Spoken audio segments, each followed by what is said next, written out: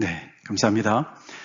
오늘 본문은 열왕기상 21장 11절부터 19절까지 해서 죽이고 빼앗은 포도원의 저주라는 좀 무시무시한 제목으로 하나님의 말씀 같이 나눌까 원합니다. 먼저 본문을 같이 읽겠습니다. 시작. 그의 성읍 사람 곧 그의 성읍에 사는 장로와 귀족들이 이세벨의 지시 곧 그가 자기들에게 보낸 편지에 쓴 대로 하여 금식을 선포하고 나봇을 백성 가운데 높이 앉히매 때에 불량자 두 사람이 들어와 그의 앞에 앉고 백성 앞에서 나봇에게 대하여 증언하여 이르기를 나봇이 하나님과 왕을 저주하였다 하매 무리가 그를 성읍 밖으로 끌고 가서 돌로 쳐 죽이고 이세벨에게 통보하기를 나봇이 돌에 맞아 죽었나이다 하니 이세벨이 나봇이 돌에 맞아 죽었다 함을 듣고 이세벨이 아합에게 이르되 일어나 그 이스라엘 사람 나봇이 돈으로 바꾸어 주기를 싫어하던 나봇의 포도원을 차지하소서.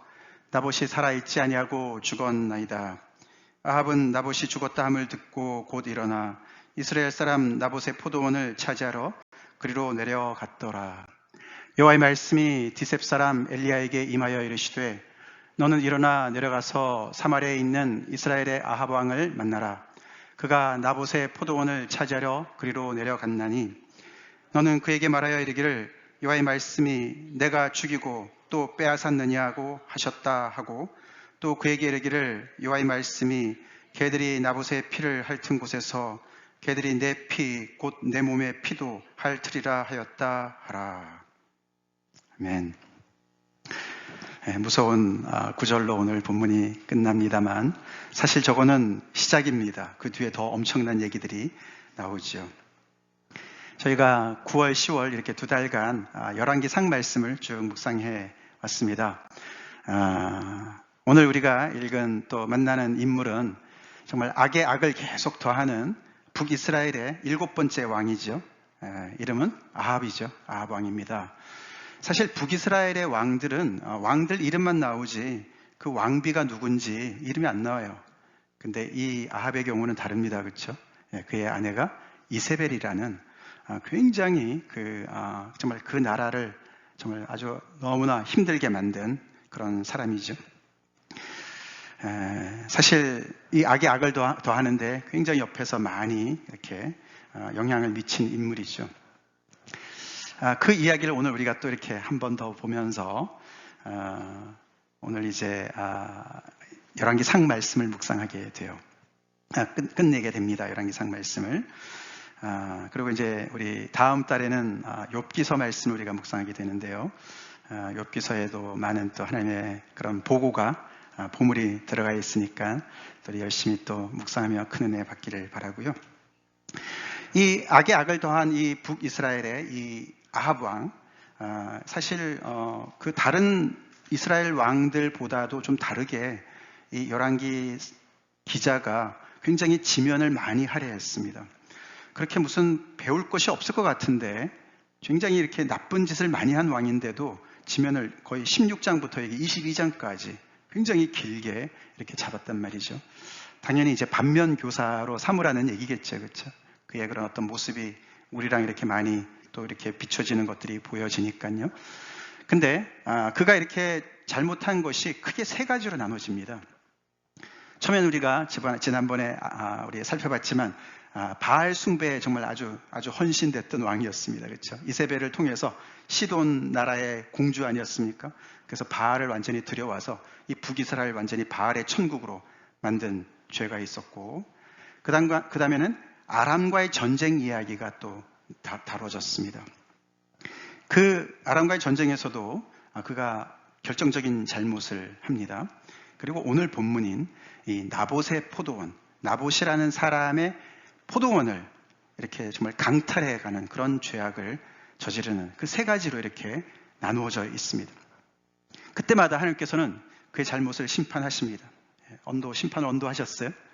우리가 잘 알지만 바알 숭배에 있어서는 하나님께서 엘리야를 보내셔서 그 땅의 그 모든 바알 선지자와 갈멜산에서 대결을 하게 하셔서 그 땅의 바알 선지자들을 다 정말 없애지 않았습니까? 굉장히 하나님께서 역사를 하셨지만 우리가 자세히 보면은 그때는 하나님께서 이 아합한테 개인적으로 뭐라고 말씀을 하신 게 기록이 안 나와요. 그 땅에 기근이 정말 가뭄이 오고 그리고 정말 기근이 와서 굉장히 고생하는 어떤 그런 얘기들이 전체적으로 그 벌을 받은 것은 나오지만 아합한테 특별히 뭐라고 말씀하신 것은 나오지 않습니다. 근데 아람과의 전쟁에서는 하나님께서 그에게 드디어 내 목숨을 그 사람의 목숨으로 대신 내 목숨을 그 사람의 목숨으로 대신 해야 된다. 너의 목숨을 대신해야 된다라고 하나님께서 말씀을 하십니다.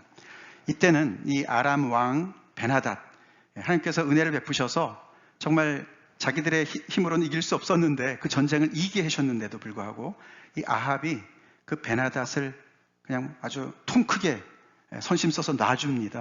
근데 하나님께서 내가 멸하려고 작정한 사람을 너가 놔줬다. 너가 살려줬다. 그래서 너의 목숨을 그 사람의 목숨으로 대신해야 된다. 라고 말씀하시고 또 그들의 백성들이 정말 이제 아람 왕이 요즘에 시리아거든요. 요즘에도 시리아와 계속 분쟁이 있지 않습니까? 이스라엘이. 하여튼 그리 오래된 겁니다. 근데 그 땅의 백성들의 목숨을 너네 백성이 다시 대신해야 될 것이다. 라고 하나님께서 드디어 그때 아합한테 그런 심판의 메시지를 처음 말씀하십니다. 네. 이 나봇의 포도원을 빼앗은 일에 대해서 하나님께서 뭐라고 말씀하셨을까요? 조금 전에 우리가 19절에서 봤지만 내 피를 개들이 핥을 것이다. 나봇의 피를 핥은 것처럼 너의 피를 핥을 것이다. 죽음을 얘기하시지만 그보다 훨씬 더 큰 이야기가 뒤에 나옵니다. 결국 뭐라고 말씀하시냐면은 내 집이, 이 집을 얘기하는 것은 그 왕가를 얘기합니다. 아합의 아버지 오므리부터 시작된 이 왕가가 완전히 무너질 것이다. 그리고 하나님께서 그의 죄악을 이 가나안 땅의 족속, 아모리 족속 있지 않습니까? 하나님께서 쫓아내신 아모리 족속과 너가 똑같이 행했다. 그런 엄청난 죄를 졌다라고 얘기하시면서 결국에는 이 가나안에 원래 살던 그 토착민들을 하나님께서 몰아내시고 이 백성들한테 땅을 주셨는데 이 북이스라엘이 곧 그들처럼 이 땅에서 쫓겨나갈 것을 암시하시는 개인적인 어떤 그런 심판으로 끝나지 않으시고 어마어마한 이런 심판의 메시지를 오늘 우리 19절 이후에 이야기를 하고 있습니다. 보시다시피 우리가 볼 때는 이 세 가지 중에 가장 큰 죄가 뭘까? 우리가 경중을 따지긴 어렵죠. 그렇죠? 하나님의 입장에서 또 하나님께서 생각하실 건데. 그렇지만 우리 생각에는 그렇죠. 나봇의 포도원을 빼앗은 것, 그 한 농부의 포도원을 빼앗은 거 아닙니까? 우리는 세상에서 그런 불의를 하도 많이 봐서 왕이면은 그것도 절대 왕정 제도에서는 그 정도 가지고 뭘 그렇게 하나님께서 열을 내시나 이런 생각이 들지 않나요? 근데 하나님은요 그 문제에 대해서 훨씬 더 엄청난 그런 심판의 메시지를 하고 계시는 것을 우리가 염두에 둬야 됩니다. 잊지 말아야 됩니다. 왜 그러셨을까요? 이유가 있어요. 하나님이 이렇게 행하시는 것을 보면서 우리는 우리가 믿는 하나님, 우리가 섬기는 하나님이 어떤 분이신가를 알아야 돼요. 알아야 됩니다. 여러분은 어떤 생각이 드십니까? 왜 하나님께서 이 나봇의 포도원을 빼앗은 것 때문에 이렇게 하나님께서 정말 그 집안 전부를, 그 왕가를 그냥 아주 멸절시키고 그 나라를 결국은 쫓아내시는 그런 얘기를 하셨을까요? 먼저는 우리가 하나님은 우리 구약에서 보나 우리 신약에서 보거나 하나님은 낮은 자의 편에 서시는 분이십니다. 아멘. 그래서 왕이라고 왕편을 무조건 드시는 분이 아니세요. 하나님은 특별히 가난한 자들의 편에 서 계시는 분이십니다. 사회적으로 약자. 이 나봇이 포도원이 있으니까 어느 정도 부자였겠지만 무슨 왕과 비교해서 싸울 무슨 힘이 있겠습니까? 그렇죠? 그래서 우리 하나님은 낮은 자의 하나님이시기 때문에 사회적인 불의를 절대로 관과하지 않으시는 분이십니다. 구약의 하나님은 그런 분이세요. 그래서 항상 약자들이 당하고 있는 것들, 이스라엘 백성들이 애굽에서 그렇게 당하지 않았습니까? 그래서 그들의 그 부르짖음을 정말 그들의 영으로부터 부르짖는 그 소리를 들으시는 정말 어디에도 도움을 받을 수 없는 그런 정말 가련한 영혼들이 부르짖는 그 소리에 마음이 움직이시는 분이 하나님이십니다. 아멘? 그런 분이세요.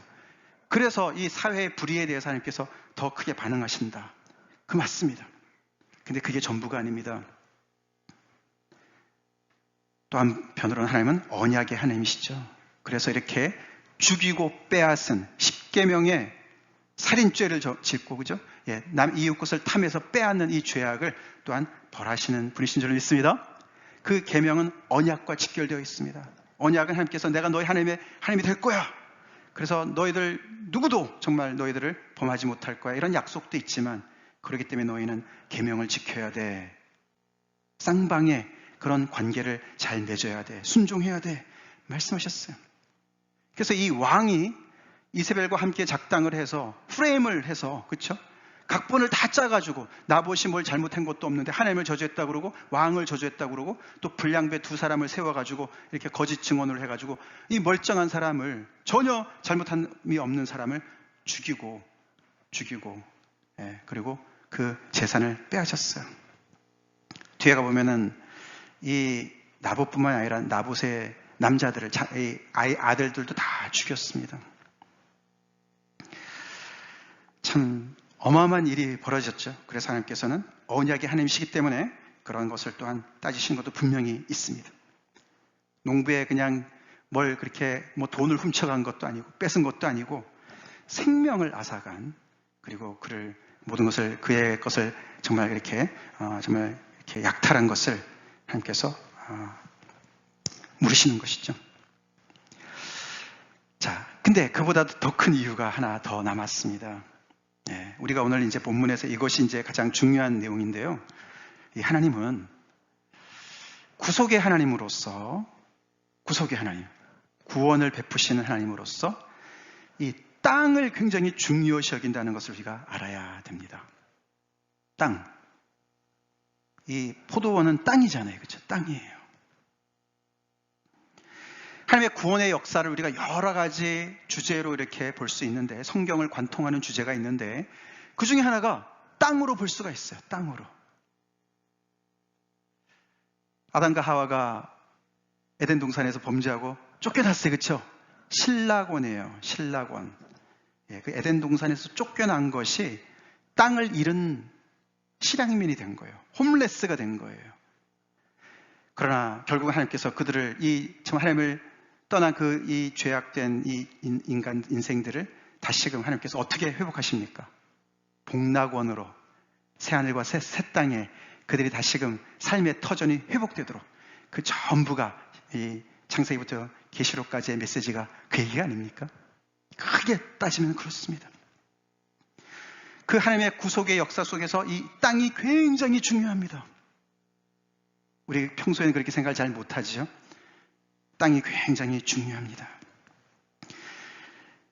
그런데 이 아합과 이세벨이 땅을 빼앗은 거예요. 돈을 빼앗은 것도 아니고 땅을 빼앗았어요. 하나님께서 이 집도 절도 없었던, 집도 교회도 없었던 이 이스라엘 백성들한테 애굽에서 건져내셔서 그들에게 약속의 땅을 주지 않으셨습니까? 그래서 그 땅에 심으셨어요. 아까 봤지만 그 땅에 살고 있었던 아모리 족속들이 정말 너무너무 많이 죄악을 정말 범해서 그 땅이 그들을 토해냈다, 이런 표현도 쓰지 않습니까? 성경에 따르면 하나님이 이 모든 땅의 주인은 하나님이시죠? 창조주시니까, 그렇죠? 소유권은 하나님께 있어.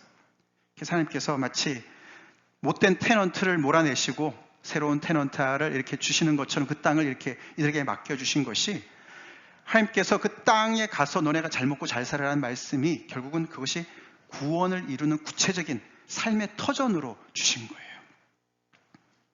그래서 우리가 믿음을 생각할 때 땅과 분리해서 이렇게 붕 떠있는 어떤 영적인 것만 우리가 많이 생각하는데 그렇지 않습니다. 구약은 절대로 그렇지 않습니다. 그리고 사실 신약의 가르침도 그렇지 않습니다. 우리가 보겠지만, 그래서 이 땅이 너무 중요한데 그것을 빼앗은 겁니다. 그래서 하나님의 구속의 역사를 되돌이키는, 그래서 하나님께서 너네 죄가 정말 내가 쫓아낸 이 아모리 족속과 똑같다 라고 말씀하신 이유가 거기에 있어요. 그들이 우상만 섬겼겠습니까? 그들 속에서 불의가 넘쳐나는데 서로가 땅 따먹게 하는 거죠. 힘이 조금만 있으면 다른 사람 땅 빼앗고, 그게 세상의 이치 아닙니까? 질서 아닙니까? 그렇게 땅이 정말 이렇게 난도질 당하고 그런 약탈의 대상이 된 것을 하나님께서 다 회복시키셔서 그 땅을 하나님께서 이들에게 선물로 주셨죠. 그리고 각 지파별로 그 땅을 잘 분배해서 살라고 각자의 삶의 터전을 마련해 주셨죠. 그래서 이 나봇이 이 아합과 이런 얘기하는 중에 이렇게 오늘 이제 우리가 읽은 내용에서는 그가 억울하게 죽는데 그 장면에서 딱 한마디 해요. 한마디. 나봇이 딱 한마디를 하는데 이렇게 얘기를 합니다. 같이 읽어볼까요? 시작. 내 조상의 유산을 왕에게 주기를 여호와께서 금하실지로다. 이 말 딱 한마디 합니다. 아합이 처음부터 뺏을 생각은 아니었습니다.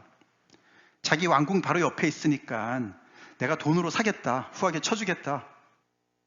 아니면 너가 원하는 데 있으면 다른 데 내가 포도원 내가 구해가지고 포도원 다시 옮겨주겠다. 굉장히 리즈너블한 그런 어떤 제안을 했습니다. 거기에 대고 이제 이 나봇이 이 말을 하는 거거든요. 무슨 말을 합니까? 결국은 이 땅은 당신 보기에 그렇게 뭐 사고 팔고 그럴 수 있게 보일지 모르지만 당신도 유대인이신데 이스라엘 사람인데 왜 이렇게 생각이 짧습니까? 이 땅은 내 조상이 나한테 유산으로 준 땅입니다. 이거는 팔고 말고 할 일이 아닙니다. 그렇게 얘기를 하는 거예요. 그것은 여호와께서 금하시는 일입니다. 난 이것을 조상들로부터 선물로 받았고, 조상들은 누구로부터 선물을 받았습니까? 하나님으로부터 선물을 받은 땅인 거예요. 그걸 얘기하는 거예요. 그래서 하나님께서 이 땅에서 뿌리를 내리고 여기서 삶의 터전으로 삼고서 하나님을 경외하고 하나님의 백성으로 잘 정말 살으라고. 그래서 이 땅이 그냥 땅만이 아니라 이 땅은 이들한테 뿌리가 되고 역사가 되고 정체성이 되는 것이었어요. 그래서 이 조상 대대로 내려오는 땅이 스토리를 가지고 있었던 거거든요. 근데 이 아합이 완전히 이질적인 사고를 가지고 땅을 이렇게 욕심을 내는 거 아닙니까? 이 말을 했을 때 아합은 주춤했습니다. 그러고는 그냥 완전히 그냥 어린애처럼 디프레스 돼가지고 다시 궁으로 돌아가가지고 음식도 안 먹고 그냥 돌아 누워가지고, 그러니까 이제 이세벨이 아니 당신이 왕이냐 도대체가, 왕이 뭘 못할 게 있느냐, 내가 도와주겠다. 그러고는 이렇게 작당을 하게 해서 결국은 나봇을 죽인 거예요.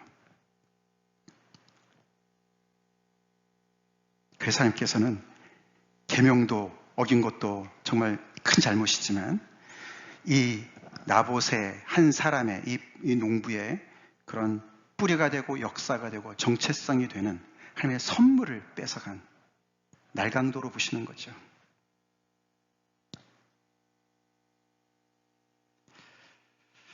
그래서 이 나라가 참 특이한 나라입니다. 특이한 나라예요. 보통 나라들과 달라요. 보통 나라들과 다릅니다. 그래서 오늘도 이렇게 거의 뭐 완전 범죄같이 이렇게 꾸며가지고, 물론 몇 명은 알고 있지만 뭐 다 돈으로 매수했겠죠. 넘어갈 줄 알았지만 하나님이 침묵하지 않으셨습니다. 하나님께서 엘리야를 보내셨고 그를 이렇게 심판하시는 메시지를 하시는 것이죠. 사실 하나님께서 이런 일이 벌어질 줄을 아시고 이 백성들이 이 가나안 땅, 약속의 땅에 들어가기 전에 모세를 통해서 하나님께서 말씀하셨어요. 그들이 모압 평지에서 이제 약속의 땅을 바라보면서 모세가 이 광야 이세들한테 이 쭉 다시 한번 하나님의 계명을 다시 얘기해 주는 게 신명기 말씀 아닙니까? 그렇죠? 신명기 말씀인데 그때 그가 강조하는 내용이 이거였습니다. 너희들은 내 하나님 여호와의 성민이다. 거룩한 백성이다. 그 정체성을 가지고 너네는 그 안으로 들어가는 거야. 그 땅으로 들어가는 거야. 그 얘기를 하면서요. 특별히 17장, 18장, 신명기 17장, 18장의 내용이 오늘 이 나봇의 사건과 굉장히 직결되어 있는 내용들인데요. 제가 좀 정리를 해봤습니다. 그때 하나님께서 말씀하시는 단서가 이겁니다. 말씀하시기를 내 하나님 여호와께서 내게 주시는 땅에 들어가거든. 너네가 이제 곧 들어가는데 그 땅에 들어가거든. 이 약속의 땅에 들어가거든. 땅이 중요하다고 말씀드렸잖아요. 그 땅에 들어가거든. 너네가 거기서 주변의 사람들 영향받지 말고, 그 땅의 토착민들 영향받지 말고, 주변의 나라들 영향받지 말고, 너네는 여호와의 성민으로 살아야 돼. 알겠지? 하나님께서 그렇게 말씀하셨어요. 그러시면서 처음에 말씀하신 것이, 너네가 살다 보면 거기서 우리도 왕이 필요하다 얘기할 때가 올 거야. 왕 세워도 괜찮아. 그렇지만 너네 기준으로 세우지 말고 이방 나라 기준으로 세우지 마. 내가 지침을 줄게. 요렇게 세워. 그렇게 하면서 17장에서 하나님께서 말씀해 주셨어요. 왕은 내가 택한 자를 세워야 되고, 내 형제 중에 하나를 세워야 되고, 이렇게 병마나 또는 아내나 은금이나 이런 것들 많이 두지 말고, 이방 나라들 왕들이 그렇지 않습니까? 힘을 많이 길러야 되고, 그 왕이 얼마나 정말 그렇게 열정과 그런 능력이 많은지, 정력이 많은지, 그래서 아내도 많이 두고, 뭐 또 이런 서로가 다른 나라와 그런 또 혼인도 하고, 그렇죠? 그런 모든 것들을 통해서 자기의 힘을 통해서 통치하는 그런 나라처럼 하지 말고, 그리고 더 나아가서는 율법서의 등사본을 늘 주야로 읽고 묵상하고, 그래서 자기의 그런 백성들 위에 군림하지 않는, 교만하지 않은 그런 왕을 세워야 돼. 왕은 왕인데 굉장히 다른 스타일의 왕을 세우라고 하나님께서 말씀을 하셨어요. 그 땅에 들어가면 그 땅에서 그런 왕이 세워져야 되고, 그런 통치를 해야 돼. 왕이 붕 떠 있는 왕이 아니기 때문에, 그렇죠? 그 땅에 백성들이 있고 나라를 만들어 나가기 때문에 그 땅에서 통치하는 왕은 그렇게 해야 돼라고 말씀을 하시는 겁니다. 또 그러시면서 그 땅에 유혹이 있음을 얘기하십니다. 너희들이 그 땅의 그 풍토와 풍습을 절대로 본받지 말아라. 그 민족들의 가증한 행위를 본받지 말아라. 자, 이들은 땅이 없는 백성들이었습니다만 이제 약속의 땅을 차지하면서 그들이 정말 좋은 일만 있는 것이 아니었어요. 이제 은혜를 받았기 때문에 유혹이 오는 거예요. 유혹이 오는 거예요. 어떤 유혹이 옵니까? 선물로 받은 땅을 이제는 차지해야 되니까, 그렇죠? 이거를 내가 내 것으로 소유하려고 하는, 이것을 꽉 붙잡아서, 마치 우리가 자녀는 하나님께서 주신 선물인 걸 우리가 고백하지만 어떤 때는 우리가 소유하려고 하지 않습니까? 너는 내 것이야.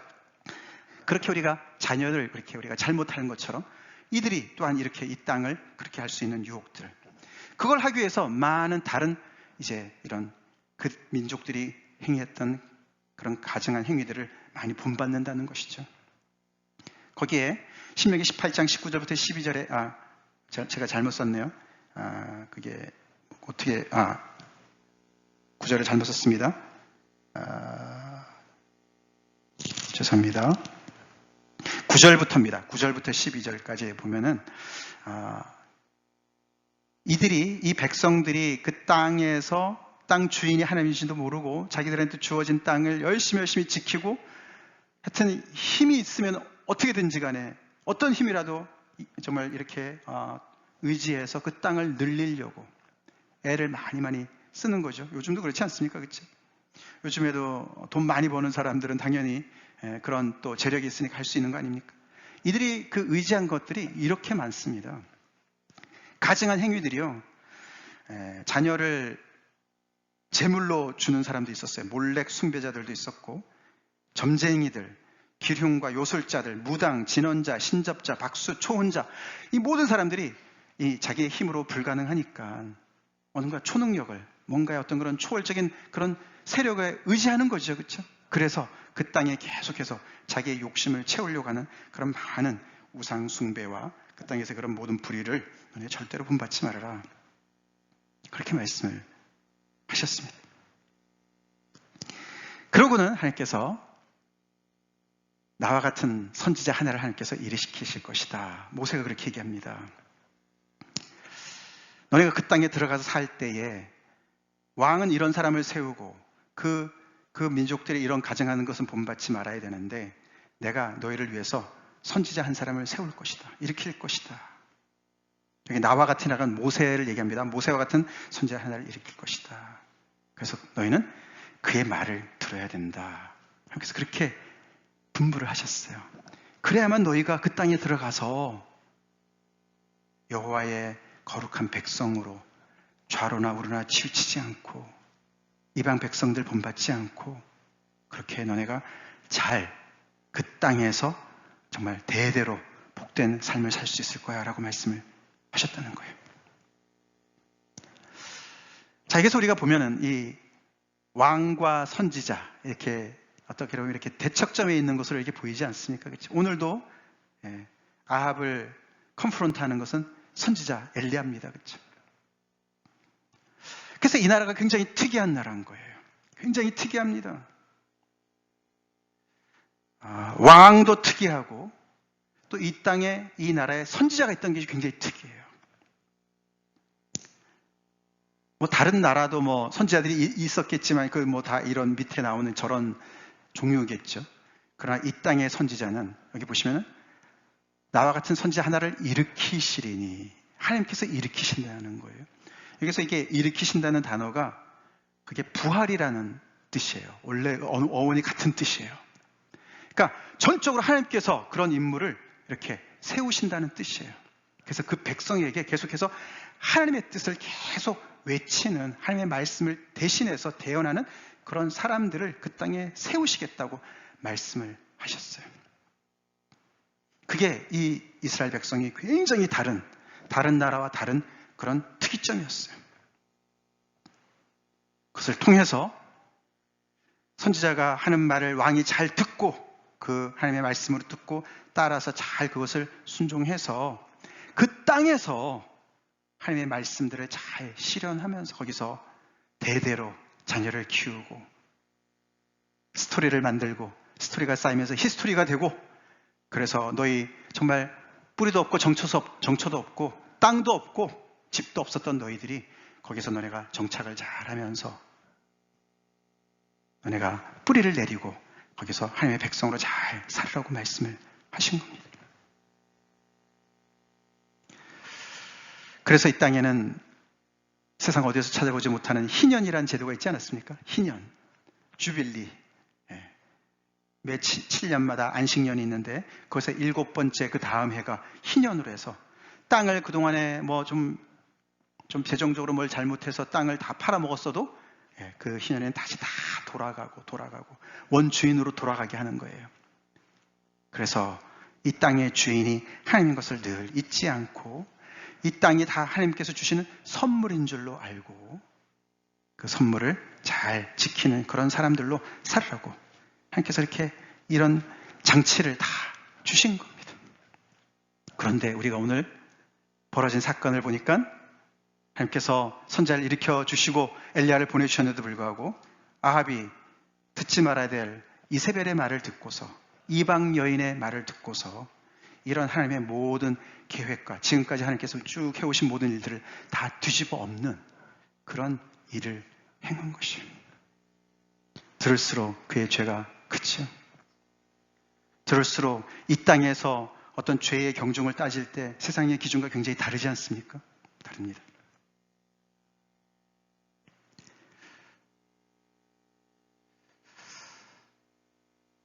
그래서 이 땅의 그 삶의 원리가 굉장히 다릅니다. 그래서 왕인데도 그렇죠. 자기 어떤 그 권력을 굉장히 다르게 사용을 합니다. 그렇죠? 예수님께서 제자들한테 그죠 서로가 막 큰 높은 자리에 올라가려고 할 때 예수님께서 너희는 세상 임금들이 그렇게 주관하고 관리들이 다 그렇게 정말 이렇게 권세를 부리는데 너희는 그러지 말아야 된다. 너희는 달라야 된다. 제자들한테 그렇게 말씀하신 것처럼 이 백성들은 달라야만 했어요. 다르게 생각을 했어야만 했어요. 그래서 왕도 자기가 어떤 원하는 것들을 얻기 위해서 그냥 무력을 사용하고 무력 행사를 하고 그러지 말라고 분명히 하나님께서 말씀을 하신 거죠. 그래서 이 땅에서는 힘이 있다고 더 많이 차지하고 힘이 없기 때문에 빼앗기고 이런 일이 벌어져서는 안 되는 그런 굉장히 특이한 사회를 하나님께서 꿈꾸시는 거예요. 그게 하나님의 공의의 사회인 줄 믿습니다. 그게 선지자가 있어서 가능하고 하나님께서 계시기 때문에 가능했던 그런 사회였습니다. 이런 이야기가 사실 구약에 여기저기 깔려 있는데요. 오늘 이 한 군데만 살펴보기 원합니다. 이 땅에서는, 이 특별한 이 땅에서는 말이죠. 땅을 차지하는 자는 어떤 자가 차지하느냐. 그 얘기가 한번 이렇게 시편에 한번 나오는데요. 우리 같이 읽어보겠습니다. 좀 긴데 같이 읽겠습니다. 시작. 여호와 앞에 잠잠하고 참고 기다리라. 자기 길이 형통하며 악한 꾀를 이루는 자 때문에 불평하지 말지어다. 분을 그치고 노를 버리며 불평하지 말라. 오히려 악을 만들 뿐이라. 진실로 악을 행하는 자는 끊어질 것이나 여호와를 소망하는 자들은 땅을 차지하리로다. 잠시 후에는 악인이 없어지리니 내가 그곳을 자세히 살필지라도 없으리로다. 그러나 온유한 자들은 땅을 차지하며 풍성한 화평으로 즐거워하리로다. 아멘이십니까? 믿음으로 아멘이에요. 그렇죠? 현실을 보면 아니지 않습니까? 현실은 아니잖아요. 현실이 어떻게, 여기서 이 성경에서 얘기하는 건 뭐죠? 온유한 자가 땅을 차지한다 그랬어요. 온유한 자는 어떤 사람입니까? 오늘 본문에 설명했어요. 그죠? 제가 언더라인 해드렸는데 친절하게 앞에, 요 앞에 잠잠하고 참고 기다리고 여호와를 소망하는 자가 온유한 자인 거예요. 그런 사람들 세상에서 밥그릇 다 빼앗기지 않습니까? 자기 밥그릇 다 빼앗기죠. 다 뺏어가지 않습니까? 그게 세상 아닙니까? 그렇잖아요. 그렇죠? 그게 세상이에요. 현실은 그렇습니다. 이 지금 북이스라엘이 현실이 됐어요. 아주 그냥 처절한 현실이에요. 아합이 그렇게 만들었어요. 이세벨이 그렇게 만들었어요. 뭐 그 정도는 아니더라도 요즘 말이죠. 이렇게 보면은 그렇죠. 조금만 약삭 빠르고 조금만 능력 있고 뭐 주식 투자 정말 금방 잘하고 뭐 이러면 돈 엄청나게 벌지 않습니까? 뭐 그런 사람들이 사재기 하는 거 뭐 누가 뭐라고 얘기합니까? 그게 이 정말 미국 자본주의의 문제 아니겠습니까? 그래서 부익부 빈익비 한참 계속 더 심각해지지 않습니까? 조금 더 우리가 스케일을 커서 본다면은 강대국이 지배하는 세상 아닙니까? 신무기 더 많이 있는 나라가 더 큰 소리 내고, 러시아가 우크라이나랑 싸우는 것도 그렇고, 지금 이스라엘과 하마스 간의 전쟁도 그렇고. 근데 성경은, 하나님의 나라는, 하나님이 통치하시는 세계는, 그 세계관은 완전히 반대로 얘기하시는 것을 우리가 꼭 알아야 되겠습니다. 그리고 우리는 애써서 믿음을 발휘해서 정신 차리고 세상을 닮지 말아야 되겠습니다. 온유한 자로 남아야 되겠습니다. 하나님이 계시니까. 아멘? 하나님이 계시니까. 나보다 얼마나 불쌍해요. 불쌍해요. 아니, 그 바로 포도원 옆에 왜 들어와가지고 말이죠. 아합이. 나봇이 먼저 살아난 사람 아닙니까? 대대로 조상 대대로 여기서 포도원을 했던 사람인데 아합이 왕이 된 지 뭐 몇 년 만에 왔는지 말이죠. 거기다가 별궁을 지은 거예요. 그게 또 왕궁도 아니에요. 왕궁은 사마리아에 있죠. 자기 별궁을 지었어요. 상하궁을 지었어요. 처음에는 이웃 사람들이 얼마나 부러워했겠습니까? 야, 너 왕이랑 이웃 사촌 됐네? 얼마나 좋겠어? 웬걸요? 자기 땅을 그렇게 탐하더니 죽이지 않았습니까? 그러나 하나님 살아계십니다. 하나님이 나봇의 억울함을 기억하실까요? 기억하실 줄로 믿습니다. 우리 그거 못 믿으면 예수 못 믿어요. 힘을 길러야죠. 그렇지 않습니까? 더 큰 목소리로 싸워야 되죠. 그러나 그것이 하나님께서 말씀하시는 것이 아니죠. 여기 보니까 하나님께서도 안다고 말씀하세요. 그런 거 너네 정말 옆에서 자기 목심을 부리면서 형통하고 악한 꾀로, 오늘 뭐 아합과 이세벨이 그렇지 않습니까? 그런 처절한 현실을 보더라도 불평하지 마, 낙담하지 마, 디프레스 되지 마. 잠시 잠깐이야. 괜히 그것 때문에 열받고 그러다가 너 건강이나 해치고 그렇죠? 오히려 악만 만들어. 하나님께 맡겨. 우리 하나님께 맡깁시다. 현실은 어렵지만 이스라엘과 하마스의 전쟁을 어떻게 해야 됩니까? 그 답이 어디에 있습니까? 엄청나게 10월 7일 날 당한 것 때문에 갚아주고 있는데 그 사람들은 그 이전부터 우리가 많이 당했다 뭐 이러고 그 역사를 계속 파고 들어가면은 어디서부터 어떻게 해야 되는지. 물론 그런 역사를 통해서 하나님께서 당신의 뜻을 이루고 계시지만 그런 가운데서도 살아계신 하나님을 신뢰하고 우리 세상의 방법대로 안 할 거야. 하나님을 바라볼 거야. 온유한 마음으로 하나님을 기다릴 거야. 참고 기다릴 거야. 잠잠히 기다릴 거야.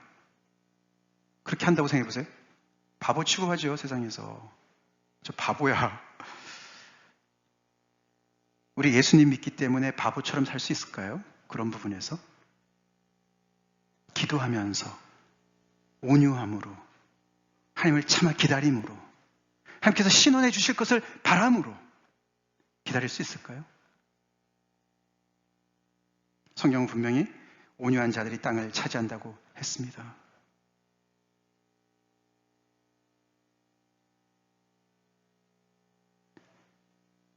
땅은 하나님으로부터 선물로만 받을 수 있는 거예요. 아멘이시죠?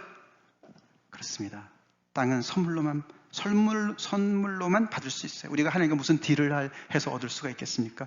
무슨 돈을 내고 살 수가 있겠습니까? 근데 그것을 하나님께서 온유한 자들에게, 이스라엘 백성들이 땅이 없는 불쌍한 백성들이었으니까 땅을 주신 거고, 근데 그들이 그 땅을 거기서 그렇게 차지했다고 생각하고 그렇게 그 속에서 정말 그 땅을 자기 것으로 그렇게 움켜쥐고 그렇게 하실 때 하나님께서 그들을 내쫓으십니다. 지금 현재 이스라엘도 좀 더 하나님, 살아계신 하나님을 신뢰하는 믿음이 있으면 얼마나 좋을까. 자기들이 당한 것도 있고 또 그 땅은 하나님께서 자기네게 주신 땅이라고 얘기하는 것도 뭐 어느 정도 일리가 있지만서도, 그러나 이렇게 보복을 하는 것이 과연 맞는 건지 모르겠어요. 당연히 틀린 얘기죠. 좀 건너뛰어서요. 우리가 주로 섬기는 우리 예수님은 과연 어떻게 또 생각하시는가? 예수님께서 이 땅에 오셨을 때 오늘 바로 모세가 얘기했던 나와 같은 한 선지자를 하나님께서 일으켜 세울 것이다 라고 예언을 했는데요. 당신을 보니까 바로 당신이 그분입니다 라고 그 당시에 예수님 당시에 사람들이 얘기했어요. 예수님한테. 이는 참으로 세상에 오실 그 선지자입니다. 예수님한테 그렇게 얘기를 했어요. 언제 얘기했는지 혹시 기억하세요? 오병이어 기적 때 그 떡을 얻어먹은 사람들이요, 우와, 당신이야말로 그 선지자입니다. 모세가 얘기했던 바로 그 선지자입니다. 정관사를 붙여서 the prophet 이렇게 얘기를 합니다. 시간이 많이 없으니까 하여튼 그분이 우리한테 뭐라고 말씀을 하십니까? 똑같은 말씀 하시죠? 똑같은 말씀 하세요. 우리 이 부분 같이 한번 읽고 오늘 말씀을 마치겠습니다. 같이 읽겠습니다. 시작. 심령이 가난한 자는 복이 있나니 천국이 그들의 것이며, 애통하는 자는 복이 있나니 그들이 위로를 받을 것이며, 온유한 자는 복이 있나니 그들이 땅을 기업으로 받을 것이며, 의에 줄이고 목마른 자는 복이 있나니 그들이 배부를 것이며. 예수님도 똑같이 온유한 자는 복이 있다고 말씀하시고 그들이 땅을 기업으로 얻게 될 것이라고 말씀하십니다. 우리 더뎌도 세상은 완전히 반대로 가는 것 같아도 우리 예수님 말씀 믿읍시다. 온유한 자로 삽시다. 예수님은 가난한 우리를 부욕해 하시기 위해서 천국을 버리시고 이 땅에 오시지 않으셨습니까? 그걸 다른 표현을 한다면은 아버지와 함께 계시던 아들 예수께서 집을 버리시고 홈레스가 되셔서 이 땅에 오셨어요.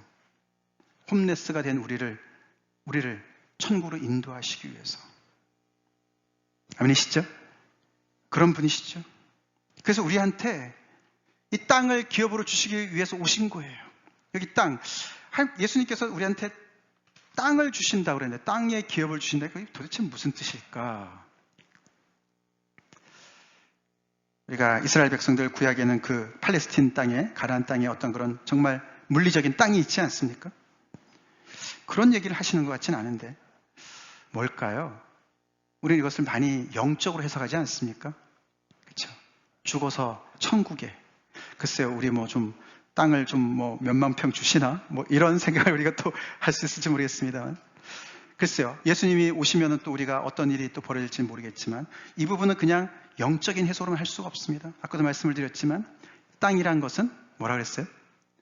우리의 뿌리이자 역사이자 정체성이기 때문에요. 구체적인 거예요. 구체적인 거예요. 오늘날의 현대인들의 특징이 고향이 없는 게 특징 아닙니까? 그렇죠? 저희들도 다 이렇게 고향 이렇게 우리 정말 고국을 놔두고 멀리 나와서 이렇게 여기 와서 사시는 분들도 계시고 또 잠깐 와서 유학하시는 분도 계시고 근데 뭐 꼭 우리만이 아니죠. 그렇죠? 한국에 살아도 계속 이렇게 다 그냥 사람들이 직장 따라서 다니니까 어떻게 보면은 좀 뿌리가 없는 것 같은 그렇죠? 떠돌이 인생 같은 그게 굉장히 어떤 한 사람의 정체성을 이루는데 굉장히 어려움을 주는 거 알지 그렇죠? 압니다. 나는 과연 누굴까? 우리 자녀들이 1.5세, 뭐 2세 자녀들이 정체성이 어떤 그런 위기감을 갖지 않습니까? 이 땅이라는 것은 어떻게 보면 우리의 어떤 그 인생의 의미 이런 모든 것을 다 포함하는 것들이죠. 예수님께서 온유한 자는 복이 있나니 그들이 땅을 기업으로 얻을 것이다. 그런 security, 안정감, 그렇죠? 땅이 있으면 일단은 그렇죠. 뭔가 부동산은 움직이지 않는 거니까 안전하잖아요, 그렇죠? 그런 것처럼 우리 인생이 예수님을 통해서 얼마나 안전해졌는가, 뿌리를 내렸는가, 정박했는가. 그렇죠? 앵커링 한다 그러잖아요. 정박을 하면은 아무리 폭풍이 휘몰아쳐도 움직이지 않지 않습니까? 그렇죠? 그걸 우리는 그런 어떤 안정감, 그런 걸 우리는 얻기 위해서 뭘 합니까? 열심히 애써요. 노력해요. 그렇죠? 그래서 정말 그 재력도 튼튼해야 되고 뭔가 이런 세상적인 어떤 그런 것들을 많이 하지 않습니까?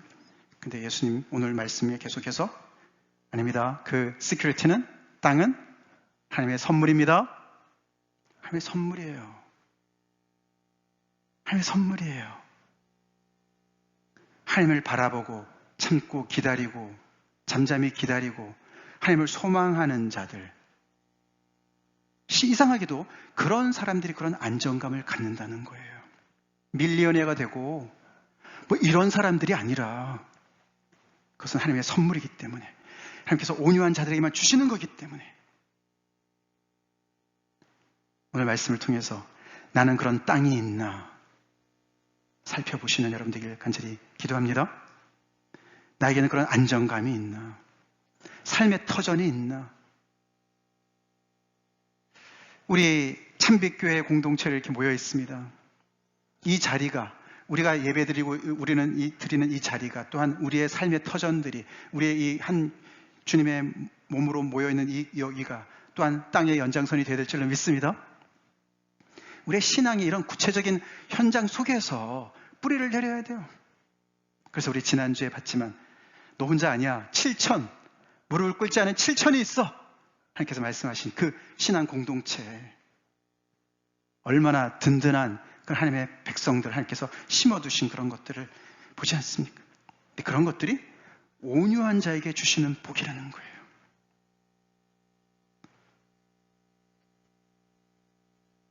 내가 아무리 애를 쓰고 발버둥을 쳐도 잡힐 듯 잡히지 않는 것들이 바로 이 땅이에요. 땅이에요. 하나님께서 주시는 선물을 우리가 믿음으로 받아야 할 줄로 믿습니다. 결국 그것은 구원과도 연결되어지는 것이고 결국 그것은 아까 말씀드린 대로 복락원으로 새하늘과 새 땅으로 연결되어지는 것이죠. 예수님께서 가르쳐주신 그 기도문에도 그렇죠. 하늘에 계신 우리 아버지여 이름이 거룩히 여김을 받으시며 나라의 임하옵시며 나라가 땅에 임하옵시며 그래서 우리가 서 있는 바로 그곳에서 하나님의 말씀을 통해서 세상의 그런 행습과는 달리 하나님의 선물을 감사함으로 잘 감당하고 내가 열심히 땀을 흘려서 거기에서 소출을 하나님께 드리지만 또 이것은 하나님께서 주신 선물이고 그런 그 선을 넘지 않는 그런 정말 선한 하나님의 백성으로 거룩한 백성으로 우리가 이 땅을 회복해야 되는 책임이 있는 줄로 믿습니다. 가나안 땅이 바로 그런 곳이었습니다. 하나님의 성민을 거기다 심으셔서 세상과는 다르게 땅과 관계를 맺고 서로 간의 관계를 맺고 그 땅에서 정말 하나님의 그런 온전한 구원을 물질적인 세계뿐만 아니라 우리 인간의 정신세계뿐만 아니라 사회적인 것들 모든 것들을 다 아우르는 하나님의 온전한 그런 구원을 이루는 그것이 새하늘과 새 땅에서 천국에서 맛볼 하나님의 놀라운 축복인 줄 믿습니다. 그것은 온유한 자에게만 주어지는 것입니다.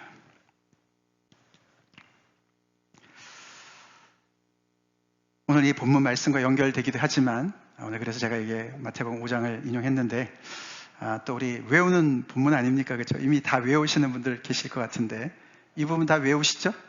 제가 다 가려도 다 아시죠? 한번 테스트 좀 해볼까요?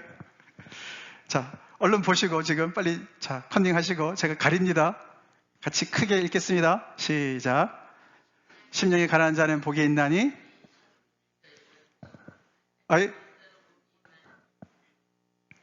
계속 해보세요. 많이 안 외우셨네. 여기 몇 분 외우시는 분들 계시는 거 제가 아는데 열심히 외웁시다. 열심히 외웁시다. 한번 우리 좀 컨닝하면서 해볼까요? 우리 그럼 다시 한번 해보세요. 크게 시작. 심령이 가난한 자는 복이 있나니 천국이 그들의 것이며 애통하는 자는 복이 있나니 그들이 위로를 받을 것이며 온유한 자는 복이 있나니 그들이 땅을 기업으로 받을 것이며 의에 줄이고 목마른 자는 복이 있나니 그들이 위로를 받을 것이며 제가 틀렸으니까 뒤에 걸렸네요. 제가 잘못 써놨나 봐요. 잘못 썼으니까. 네. 이게 옛날 버전하고 막 새 버전하고 막 헷갈리네요. 그죠? 자, 감사합니다. 그렇게 열심히 외웁시다. 이 엄청나게 복된 이 말씀 우리가 마음에 새기고 우리 다시 믿음을 회복합시다. 하나님이 계시니까 더뎌도 하나님께서 모든 것을 바로 잡으실 때가 올 겁니다. 우리 방법대로 살지 맙시다. 신뢰하고 믿음으로 온유한 사람으로 남읍시다. 다 같이 기도하겠습니다.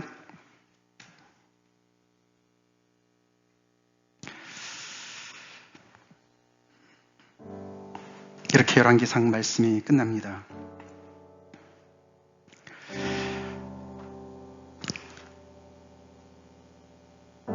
북이스라엘이 그 땅을 살지 못하고 쫓겨나간 그 사람들과 별반 다름없이 되었습니다. 그들만 그렇습니까? 오늘날 이스라엘 사람들도 그런 것 같고 우리 예수님 잘 믿는다는 우리 사람들도 그런 것 같고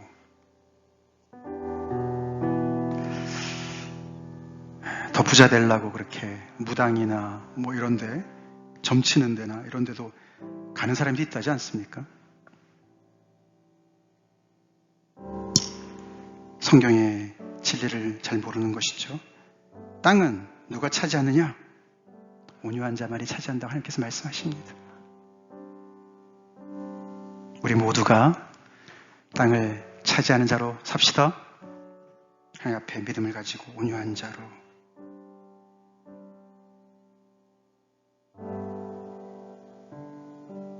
세상의 원리대로 살지 않고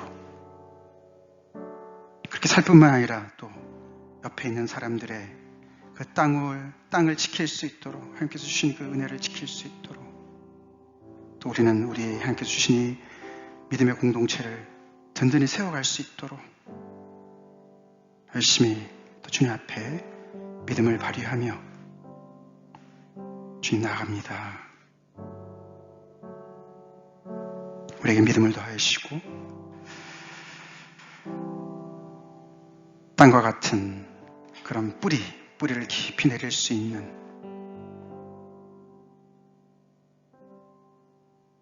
그 구원의 은혜